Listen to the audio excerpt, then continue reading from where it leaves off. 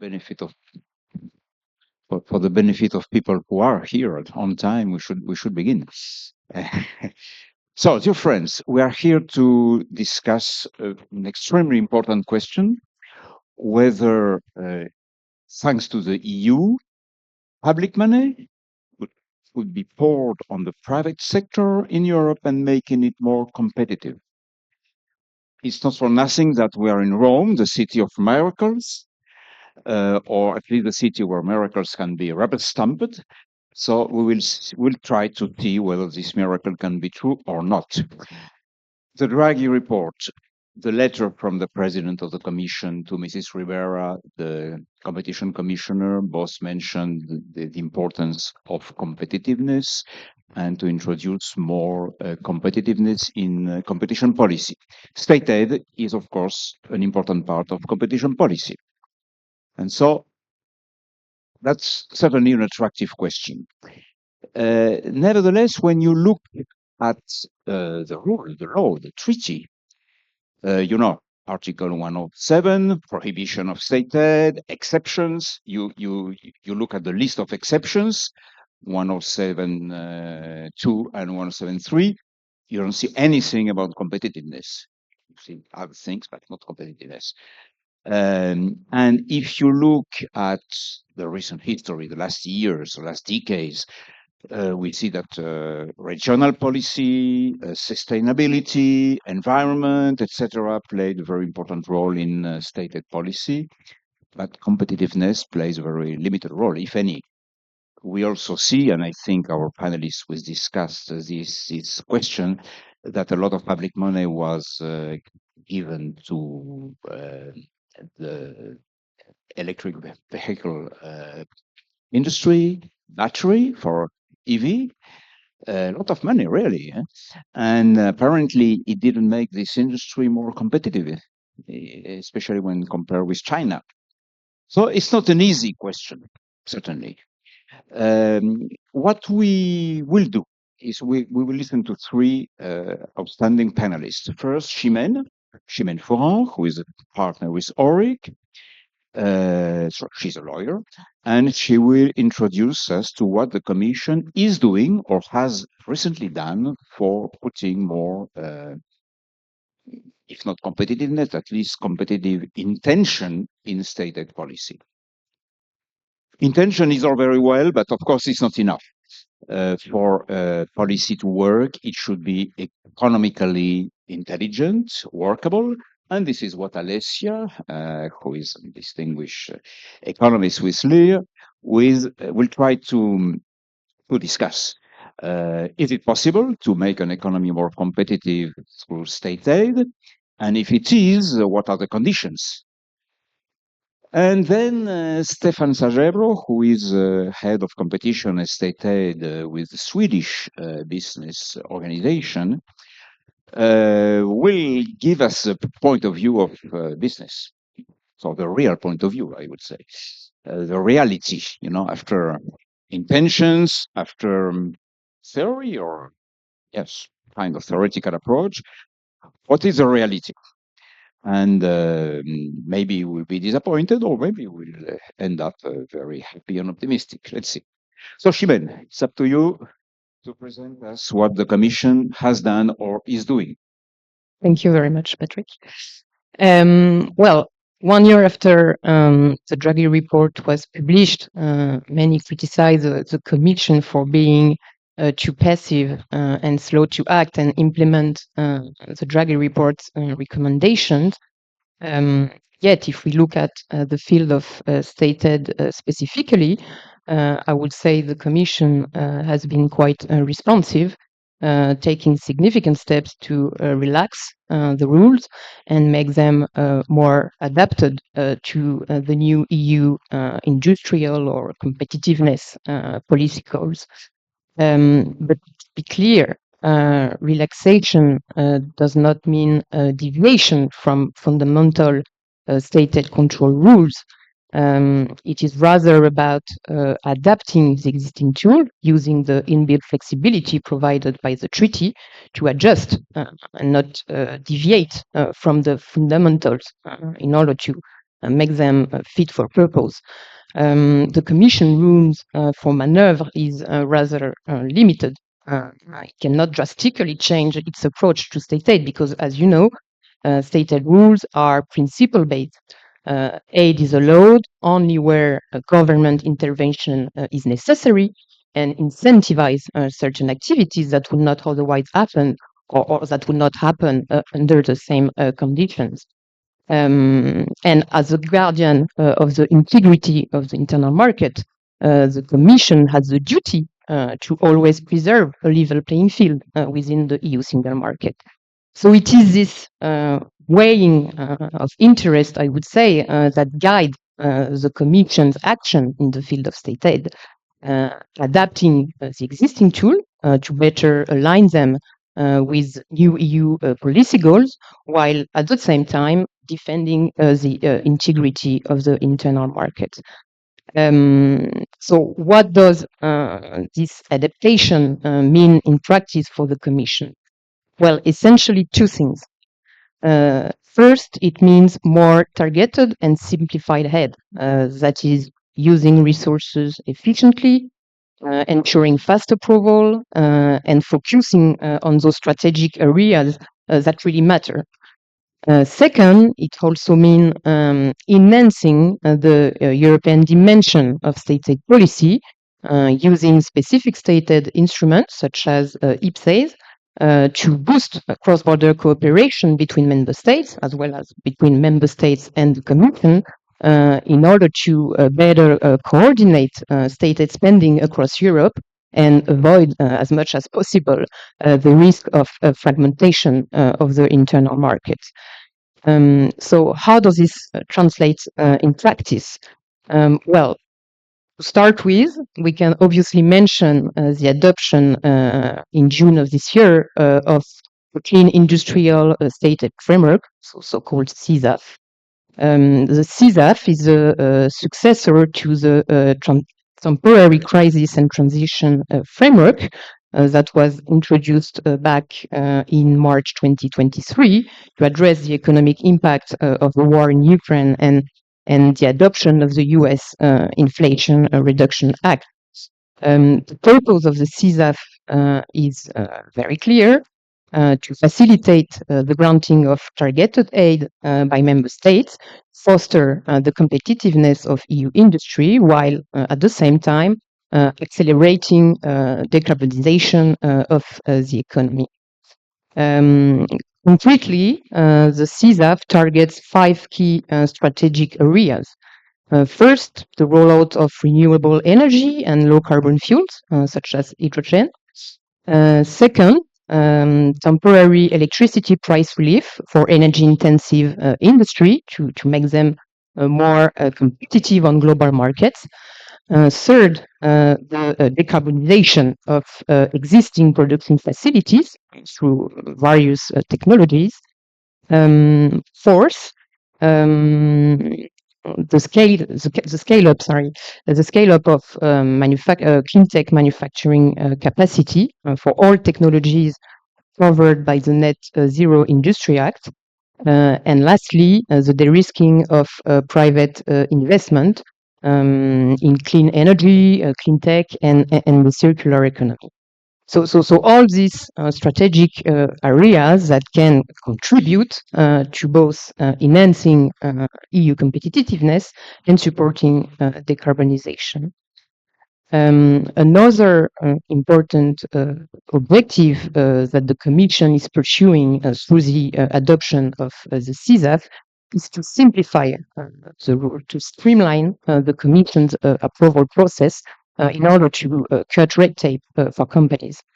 The CSAF firstly channels most aid through aid scheme rather than ad hoc or individual aid, thus allowing a swift rollout of aid to multiple beneficiaries at once and reducing, therefore, the notification burden for companies. The CSAF also interestingly seeks for each category of aid I just mentioned to simplify the compatibility assessment by making use of presumptions. So aid following within the scope of the CSAF and complying with all conditions set out in the applicable section are presumed to have incentive effect and to be necessary, appropriate, and proportionate to support the development of the relevant activities. Their positive effects are also deemed to outweigh their negative effects on competition and trade, meaning that the Commission will not need to further analyze potential distortions of competition, which at the end of the day makes the process, the approval process, much simpler and easier. The CSAF also formalizes the use of new aid instruments, such as contract for difference, or the use of matching aid for clean tech manufacturing capacity, even outside assisted areas, to counter third country subsidies and avoid a relocation of production outside the EU. So overall, well, I think we can say that the CSAF contains many positive approaches, at least prima facie, for more flexible and accelerated funding opportunities. But it has also some weaknesses, actually. In practice, its numerous conditions and exceptions, as well as its overlap with other existing stated instruments, make the overall regulatory framework, well, quite difficult to navigate. So one may wonder whether the objective of simplification is met here. In practice, clearly, both member states and companies will need significant expertise and a strategic approach to identify the best aid opportunities for their project. Another important development we can mention alongside the CSAF is the pending revision of the GBR, so which allows member states to grant certain categories of aid without a prior notification to the European Commission. A few months ago, the Commission launched a review of the text to assess the potential to further simplify the rules by removing unnecessary conditions. So the reform, the pending reform, aimed at bringing more state aid under the block exemption. So, if successful, it may make the system more predictable and simpler. So, taken together, the adoption of the CSAF and the pending revision of the GBR, show a clear ambition to make stated rule simpler, faster, and more conducive to strategic investment. But as I mentioned earlier, there is another important trend. It is the the enhancement of the European dimension of stated policy. Beyond the objective of more targeted or simplified aid, Commission, as part of its competitiveness compass, also stressed the need to act at European scale and to boost strategic cooperation between member states. And this is this can be done using specific stated instruments, mainly the important project of common European interest, so-called IPSAs. Since 2018, if I remember well, IPSAs have enabled member states to jointly support large innovative project of strategic importance in microelectronics, in batteries, in hydrogen, and more.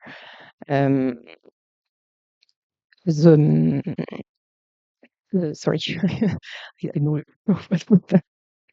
No, so yeah, it's allowed to the member state to jointly support a large innovative project. And yes, because they are cross border and value chain oriented IPSAs have been identified both by the Draghi report and the Commission's Competitiveness Compass as a cornerstone of future EU competitiveness. And recent developments actually confirmed this trend. In April of this year, the Commission announced a new design support hub for IPSAs to act as a platform to facilitate the collaboration between member states, the Commission, and industry stakeholders, so that projects of strategic importance can be designed and built jointly rather than in isolation. And there are also current discussion focusing on the ways, yes, the rules may be made more simpler and faster. So conclude perhaps, because perhaps I've been too long. Well, I think the Commission's direction of travel is clear, making stated rules simpler, faster, and also, of course, giving the EU itself a more important role, both organizationally and financially. Obviously, it remains to be seen how the member state will be using all this reform, and whether it will deliver the expected result, which is not obvious. I think Stefan will come back to it later. Thank you. Okay, thank you. So Alicia, if we understand what Shimon told us fully, it will be easier to spend public money on the private sector, which is good only, of course, if this money is useful. Then there is clearly an intention to use it for to increase the European economy competitiveness. And then there is also this third idea that it's important to promote a more common market to continue through state aid to build the internal market, whose fragmentation is also one of the reasons for the lack of competitiveness of the European economy vis-à-vis big blocs like China or the US. And so this is quite convincing from a legal point of view, but what do you think from an economic point of view? Thank you, Patrick. Thank you for your. Can you hear me?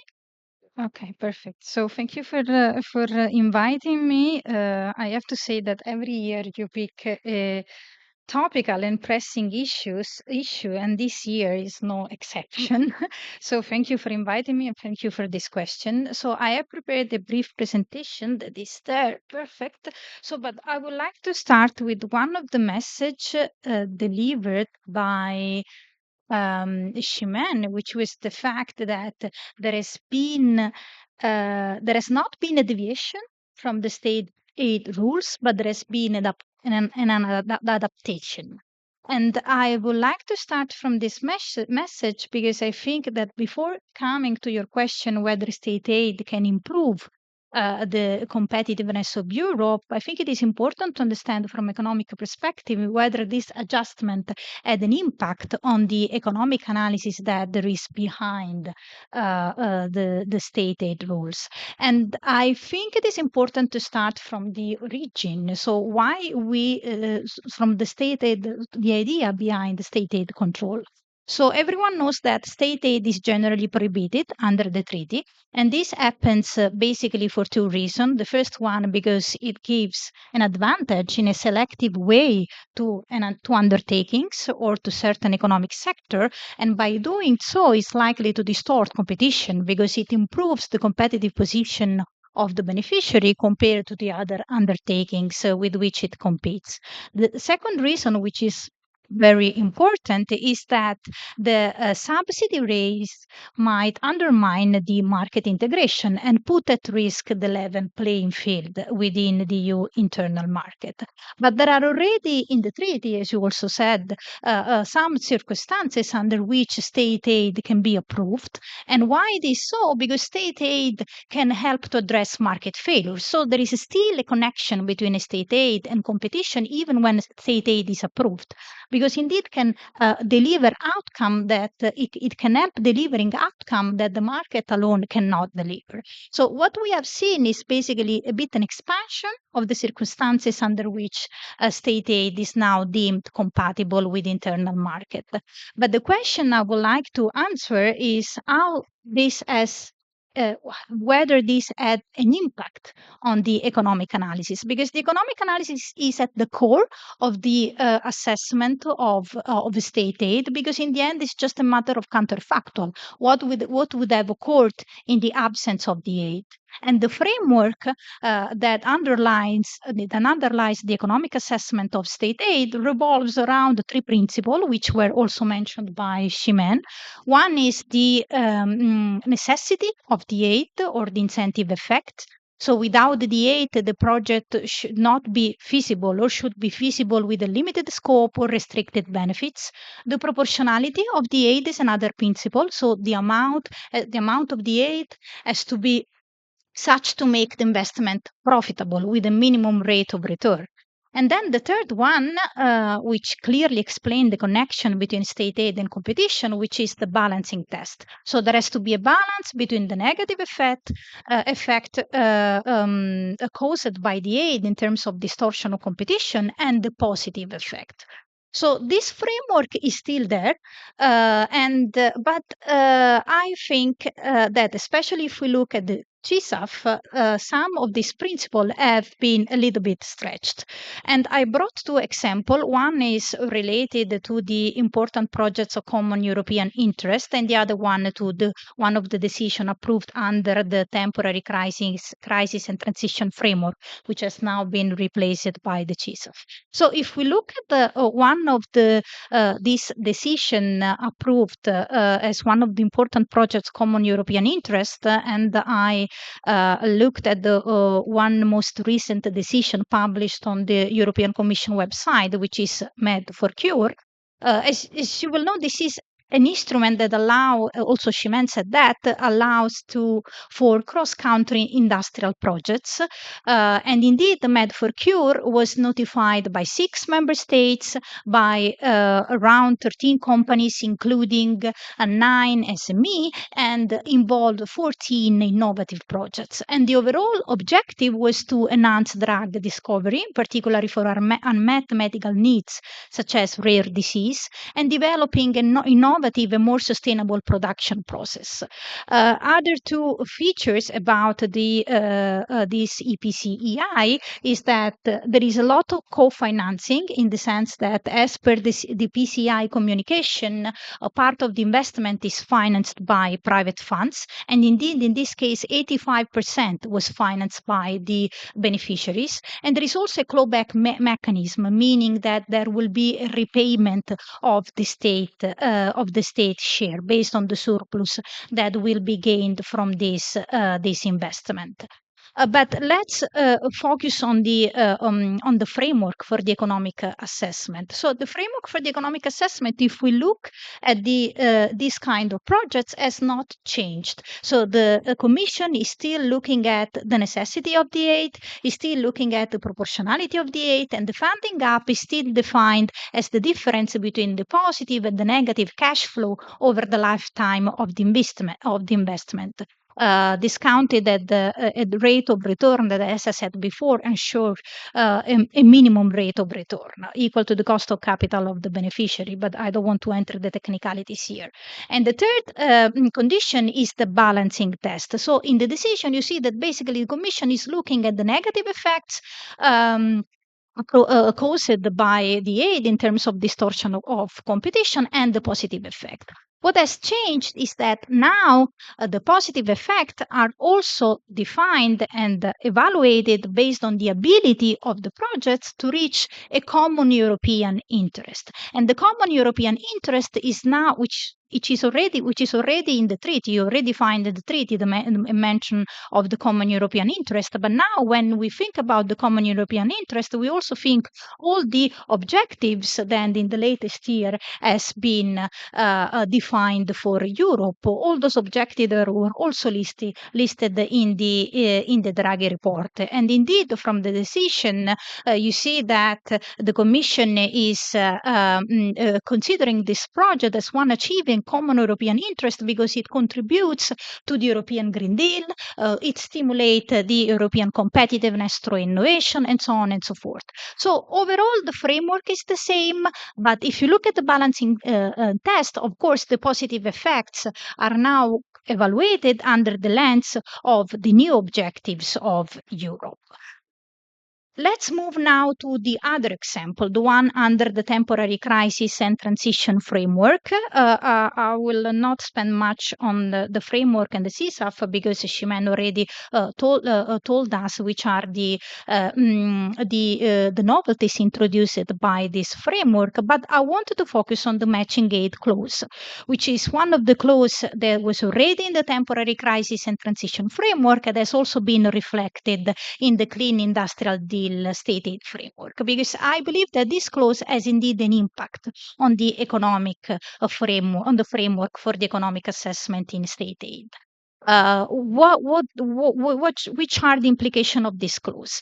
The idea is that exceptionally, so not always, but in exceptional circumstances, the Commission may approve an individual aid up to the amount of subsidy which the beneficiary could receive for an equivalent investment in a third country jurisdiction outside the European Economic Area. What does it mean is that basically the Commission is trying to prevent money to go abroad and the investment to go abroad, and to have a level playing field between European companies and non-European companies. This, of course, has an impact on the definition of the funding gap, because the funding gap now is the lower between the minimum amount needed to incentivize the aid beneficiary to locate the investment in the EEA, and the amount that the beneficiary could demonstrate to receive in a third country. As I said, this occurs in exceptional circumstances. So basically, the investment has to be located in one of the assisted area under the regional aid map, and is basically related to clean tech manufacturing. So the production of goods has to rely on the latest commercially available state-of-the-art production technology from an environmental emission perspective. So I brought one example which clearly illustrates the impact of the matching aid clause, and it has been highly debated. I'm sure that Stefano will come back on this, which is the Northvolt one. So why Northvolt has been so debated? Because was a large group, Swedish group, battery developer and manufacturer, specialized in lithium-ion technology for electric vehicles. In 2023, Germany notified an individual aid to a factory of Northvolt in Germany for the production of this battery cell.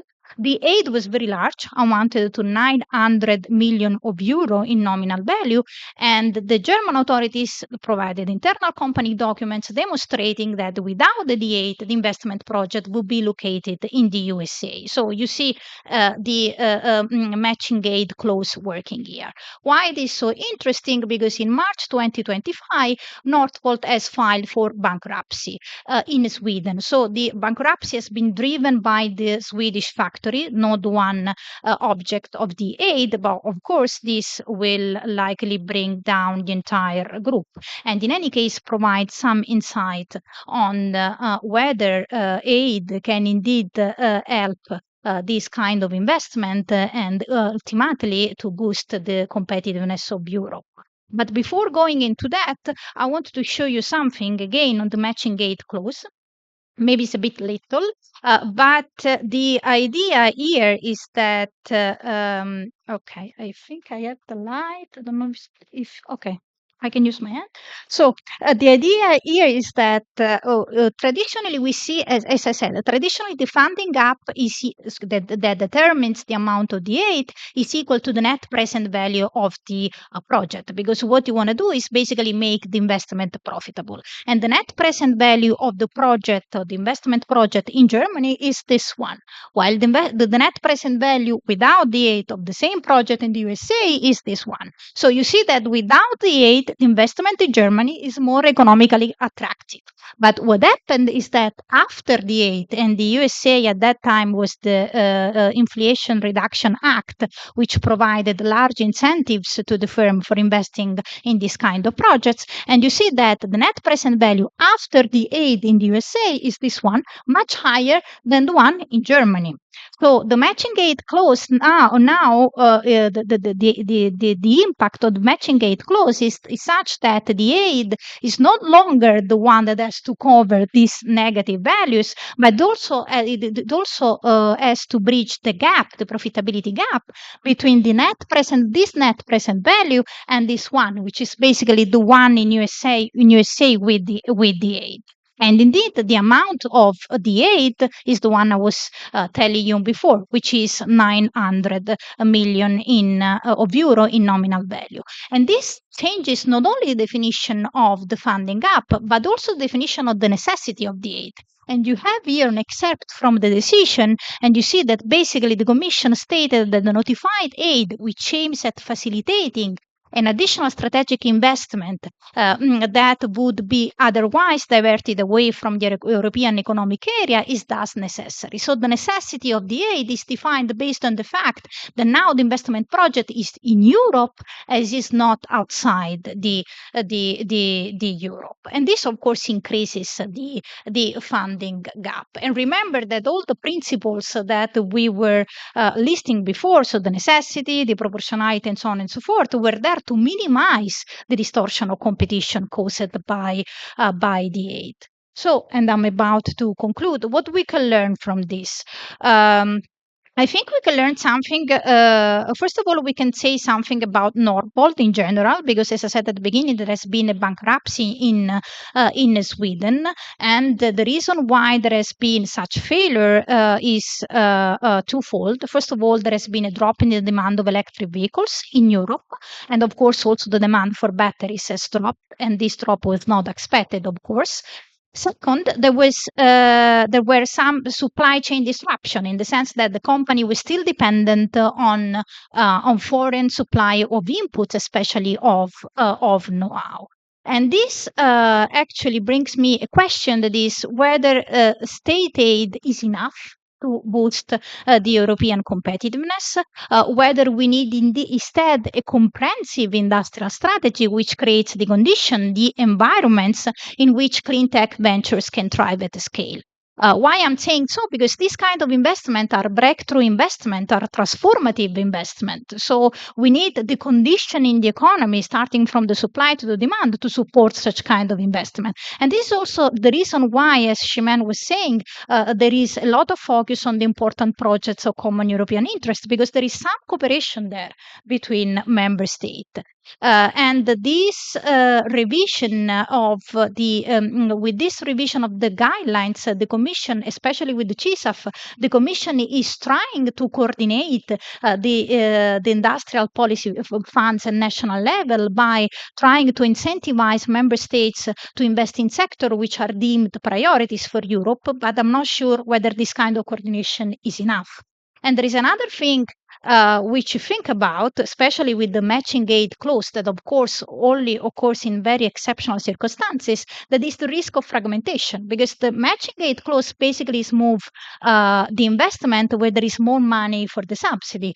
And there is a risk of fragmentation between members of the internal market. There is a risk of subsidy race between member states, which is exactly what the state aid rules wanted to prevent at the beginning. And I have a slide here showing the amount of state aid expenditure under the temporary crisis and transition framework. And you see that most of it went to Germany, to Italy, and to Spain. Of course, the Germany one is mainly driven by Northvolt.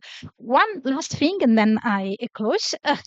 Is that we should also so I'm a bit skeptical about the ability of state aid rules to alone to boost competitiveness in Europe. But in any case, because I see that there are some source of distortion of competition in the way these rules, at least from economic perspective, and at least when it applies to the CISAF, are applied. But if you look at this graph, you also have to take into consideration the fact that in any case, most of the aid expenditure falls under the normal rules. Because in this graph that has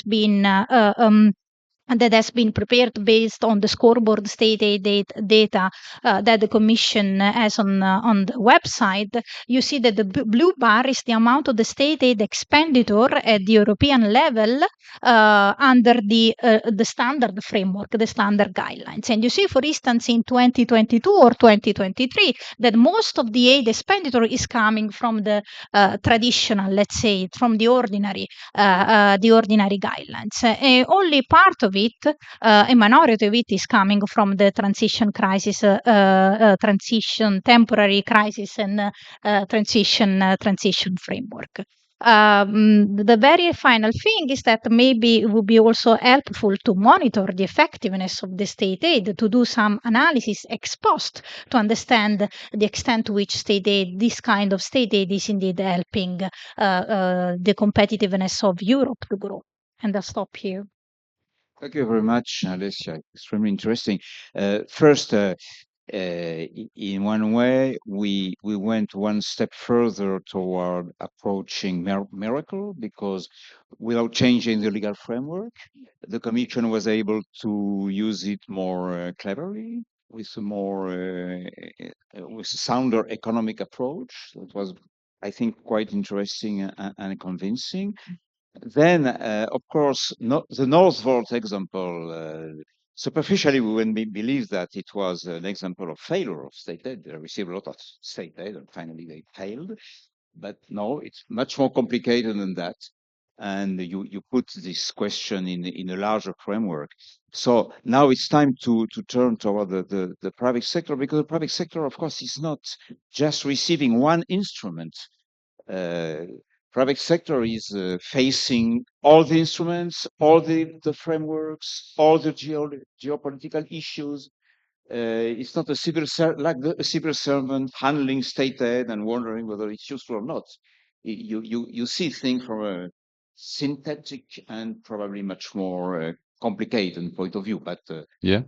Stefan, give you the floor.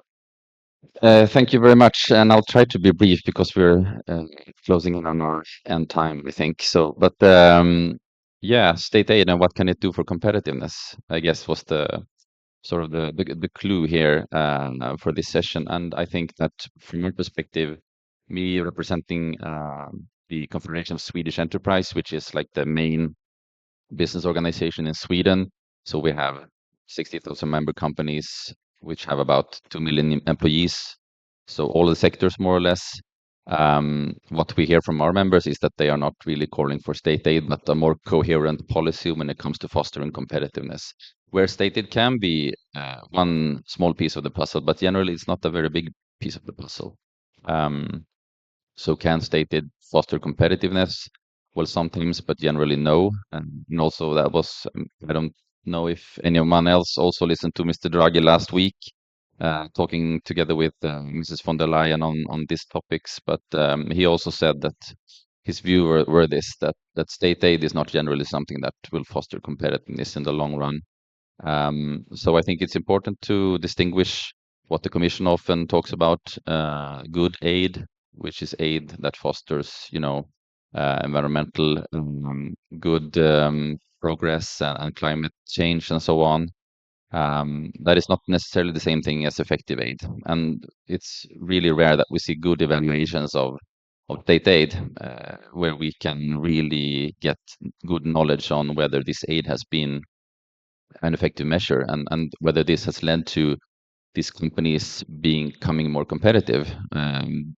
If we get evaluations, if they are good enough, often they fail to find these kind of results. It's often that the aid leads to short-term benefits like higher profits, higher salaries, higher number of employees for a short time, and then we can't see any long-term results. So that is also why we think that state aid is not something to prioritize or call for from a business perspective. But here there are a lot of different views, I have to say, in Europe.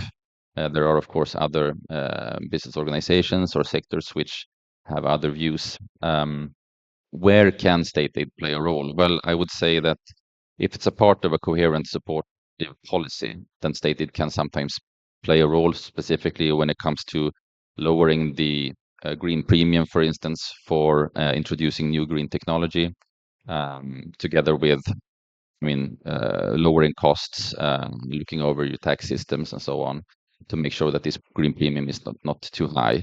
Just if you look at like an investment aid, like in the Northvolt example, an investment aid is the most common tool that the Commission endorses.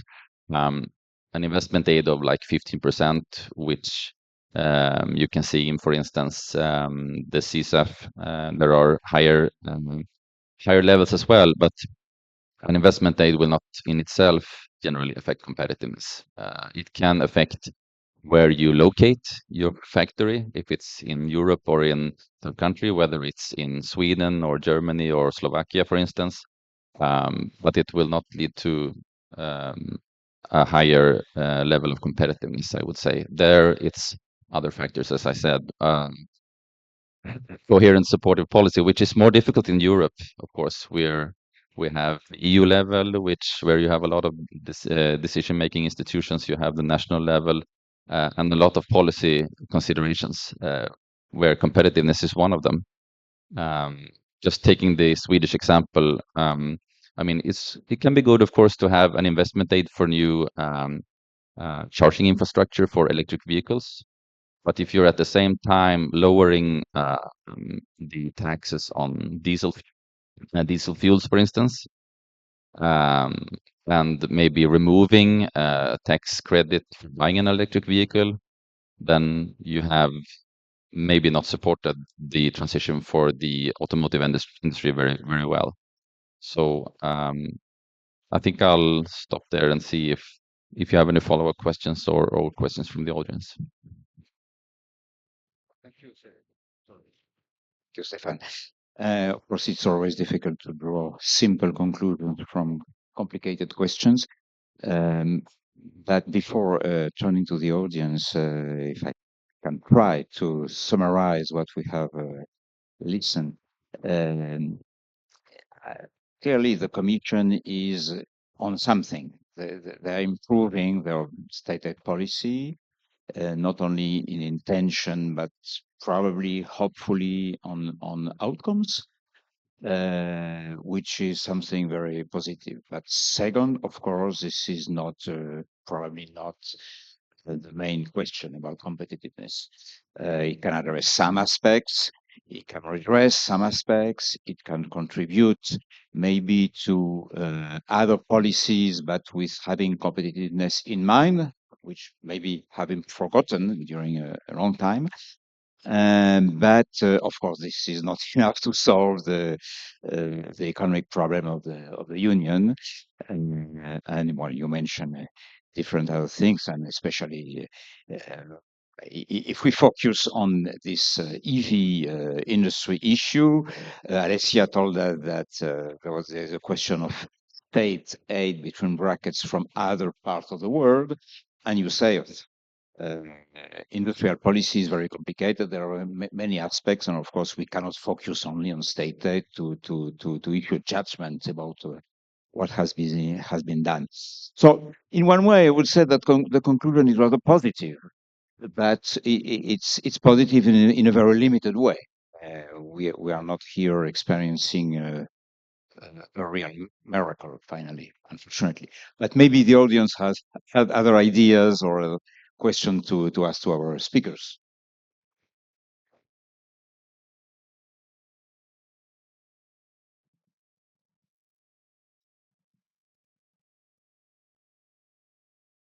Yeah, thank you for mentioning the Northvolt case. It really is very unfortunate for the success of green industrial policy. This project was very much driven by the previous German government, where the Minister of Economic Affairs was from the Green Party. And the Green Party is, on the one hand, very against the state in the sense that they don't like the police. But then when it comes to running the economy, they are very Colbertist. So it's a strange attitude.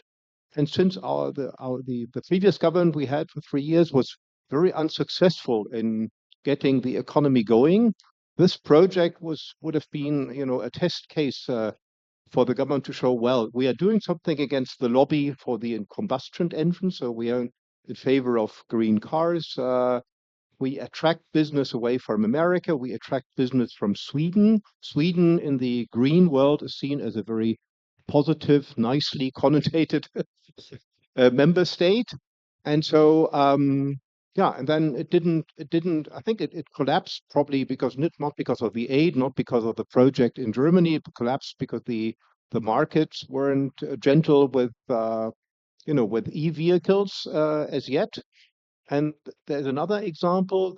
There's also green steel. There are all these projects with green steel.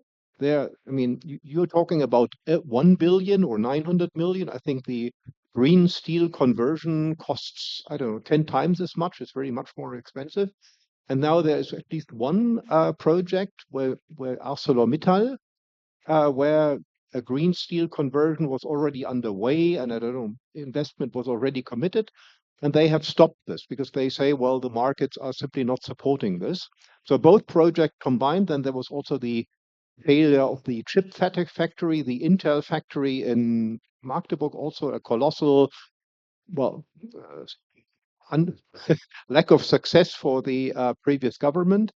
And it shows the challenges of green industrial policy, where green may be very much desired by the population and by the Commission, but it doesn't seem to match with what the market wants. And yeah, I see you nodding. I'm very Well, very pleased. yeah, I think you're Not mentioning, only because I like Sweden.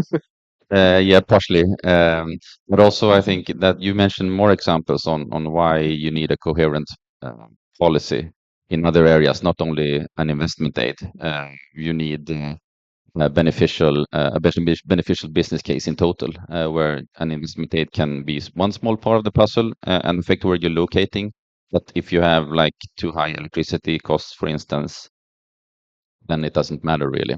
And when it comes to Northvolt, I think there were a lot of, as you mentioned, a lot of circumstances there. But also to add on, I think they simply didn't manage to get production up and running and get the right quality. And there were several reasons for that as well. Where they bought their machines from a Chinese company, and they became very dependent on this Chinese company. And apparently, these machines weren't of very high quality. So this has been looked into very extensively in the Swedish media. So a lot of reasons for that. I agree. A lot of things need to happen if we want this transition. You need to look at the total picture of the costs.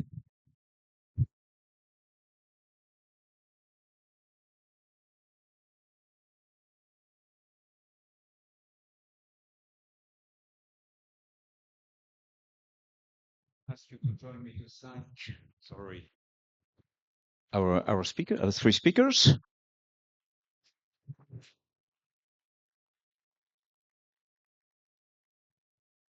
and wish you a good evening.